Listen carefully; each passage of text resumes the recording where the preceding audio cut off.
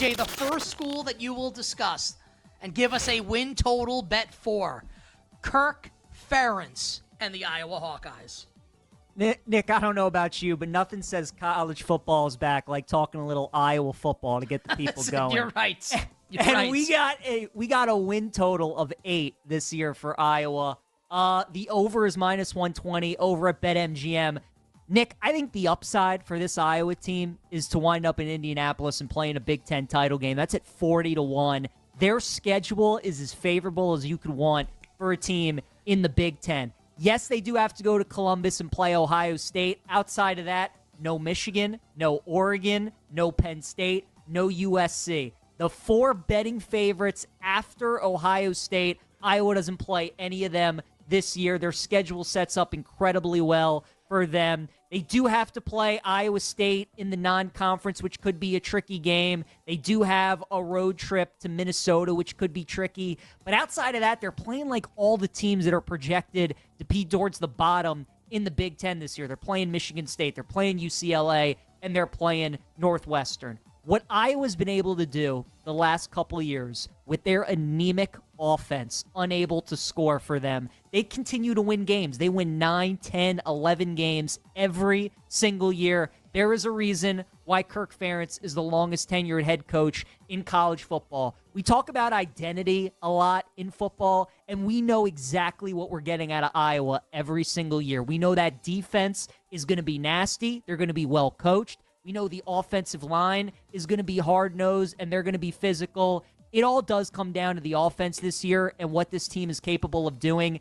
Finally, they moved on from Brian Ferentz, who was the coach's son. They went out and got Tim Lester from Western Michigan to be the new offensive coordinator. Cade McNamara, their quarterback, who was a transfer from Michigan a couple years ago, comes back as their quarterback this season. Looks like he's going to start the year, be fully healthy to go. I just love how the schedule sets up for Iowa. I think this win total's too low at 8. For a team that won 10 games last year with the harder schedule and having no semblance of an offense, they can't possibly be any worse this season on offense than they were last year. Even if the defense takes a little bit of a dip, which it probably will, just because their secondary isn't as good. They lost Cooper DeJean, who's now on the Eagles, and some other guys, but they're always going to be solid on that side of the ball. You combine a very manageable schedule, the fact that the offense can only get better, the defense will still be really, really good.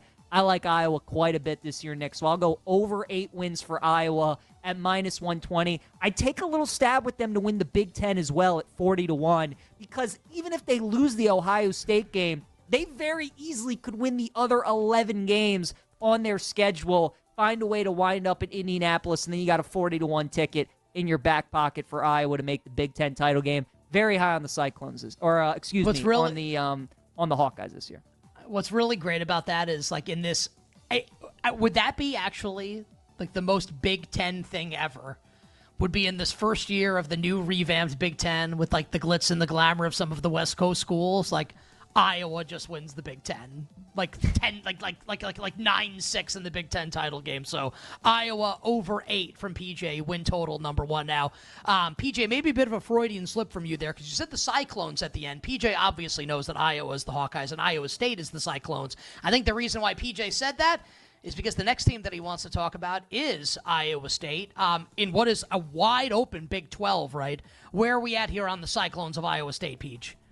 Wide open Big 12, Nick, but I really like Iowa State this year. You were talking a little bit earlier in the show about Lincoln Riley and how we all thought of him as maybe one of the best coaches in the country. He was a hot name at one point to be an NFL head coach. We all forget Matt Campbell was that guy a little bit too in Ames with Iowa State, right? I mean, there was a point there where he was kind of the hot coach. He had Brock Purdy, obviously, and Breece Hall. He turned down some NFL interviews. Like, NFL teams absolutely had interest in him, to your point.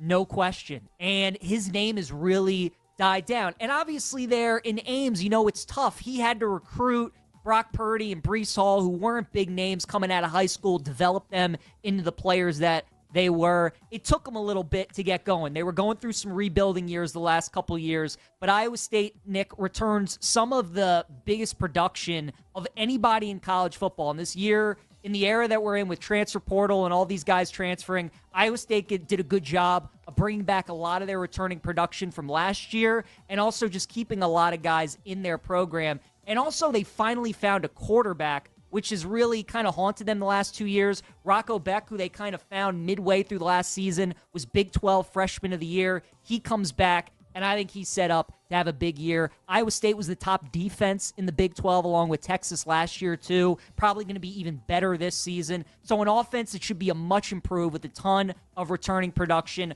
Also is going to boast one of the best defenses in the league. Obviously, Texas now leaves to head to the SEC. The schedule is tough, and that's the one thing that concerns you. You know, a lot of these win totals that I like, the schedule are pretty favorable for some of these teams. Iowa State's got Utah, they got Kansas State, Kansas, West Virginia, UCF, some of the teams towards the top of the Big 12 betting board. But I just think, again, the stock right now on Matt Campbell is extremely low, and I think the trajectory of this team, they've been kind of building towards this the last couple years. They're absolutely a team that has potential to win the Big 12 this year. I think they found their quarterback. So very much in on both teams in the state of Iowa this year. I'll go over 8 wins for Iowa, and I'll go over 7.5 wins for Iowa State as well.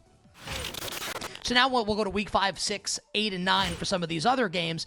I would look at this for people. You can bet this if you want, but this is like a great starter, a great appetizer, a great way to start thinking about these games, obviously, as we start to approach them later in the season. One of the biggest games, Peach, of the college football regular season. Alabama playing Georgia this year in the regular season. We saw it last year in the SEC title game, obviously won by Alabama. What about this year now with Kalen DeBoer in charge of the Tide?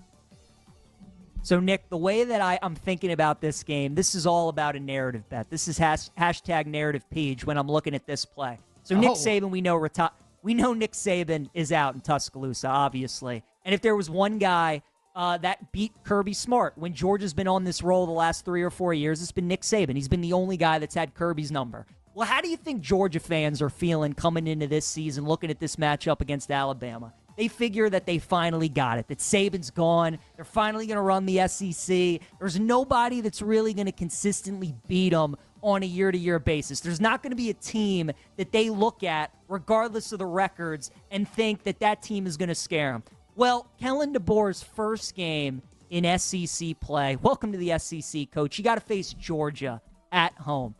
I mean, isn't it just too perfect? Isn't it just too college football that in Kellen DeBoer's first SEC game, when Georgia fans think that now Saban is finally gone, that Bama's going to beat Georgia, and all the headlines, can't you see all the headlines going in there? Everybody's so scared. Saban's gone, but it's still same old Bama. I just think it's too perfect. Now, you brought up a great point. Now, obviously, these games are far away, and I would caution people that Georgia does play Clemson week 1, and Bama 2 weeks before this does play Wisconsin. So the point spread might be even a little bigger. I just like grabbing it because you're obviously getting a very key number at 3.5. I think Bama wins the game outright, though, and I just think it's too perfect that everybody thinks Saban's gone, Georgia's going to roll. Kellen DeBoer is a great big game regular season coach.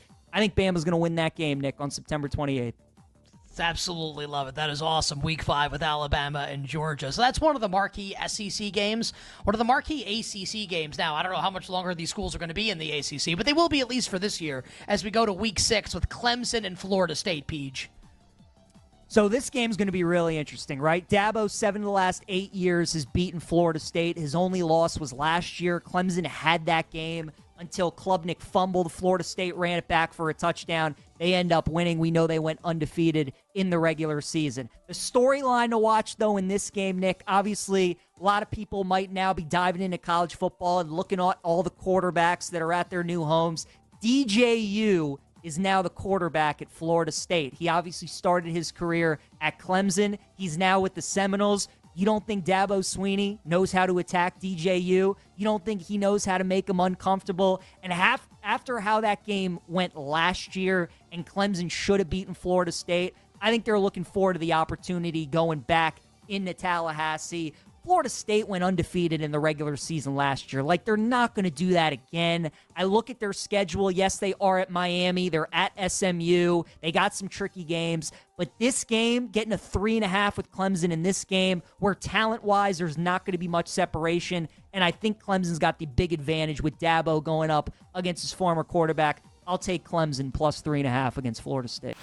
Move on to the Heisman. Hit some of your favorite bets, and you want to just roll through a couple of them here. You got 5. Yeah. Maybe give us like 3 or 4 of your favorites, or maybe all 5 if you'd like. See if we can get through them all in this segment. Let's do it. All right, we'll start with Jalen Milroe, one of the betting favorites at 10-1. I see a lot of similarities, Nick, with maybe the year that Jaden Daniels had last year with LSU and what Jalen Milroe could potentially do this year with Kellen DeBoer. Nick Saban said multiple times last year Jalen Milroe was the fastest player on the team. If the fastest player on the team at Alabama is the quarterback, that's a scary thought. He's a better thrower of the football than people give him credit for. He's a great deep ball thrower. That intermediate stuff, if he can work on that, Bama's got loaded talent at receiver. I think Milroe's primed for a big year, so I like him at 10-1. Avery Johnson for Kansas State at 25-1 is another guy that I really, really like. Chris Kleiman had a guy by the name of Trey Lance. Former NBA head coach, obviously. Former NBA head coach, obviously, Avery Johnson. Of course. Yeah. Avery Johnson, yep, former Alabama head coach, too. But Avery Johnson, the quarterback for K-State, people got to see him in their bowl game against NC State. Super talented, dual threat, great speed, great arm, and I think in that Chris Kleiman offense and that scheme, he's going to be really, really good. That Big 12 we talked about is wide open. Kansas State's co-favorites. If they have a big season, Avery Johnson could be a part of that, so I'll give him a look at 25-1. And Nick, everybody loves a good long shot. I'll give you a guy at 100-1 that I would keep an eye on this season. That is Kyron Drones, the quarterback for Virginia Tech. Their win total this year is sitting at 8.5. Brett Pry, their head coach, has been building towards this year, year 3. They return a ton of production. Anybody that watched Virginia Tech in the second half of last season, Kyron Drones did everything for them. They gave him the ball 10, 15, 20 times a game as a runner. He would throw for them. The ACC could get nuts this year. We could have some parity. If Virginia Tech is one of those teams that maybe finds themselves in Charlotte for the ACC title game, Kyron Drones is a guy that I would look at. He's got all the potential, the attributes of a guy that you want as a Heisman long shot. If his team has a big season, 100-1 is a really good price. So I like Kyron Drones, quarterback for Virginia Tech, as my long shot this season.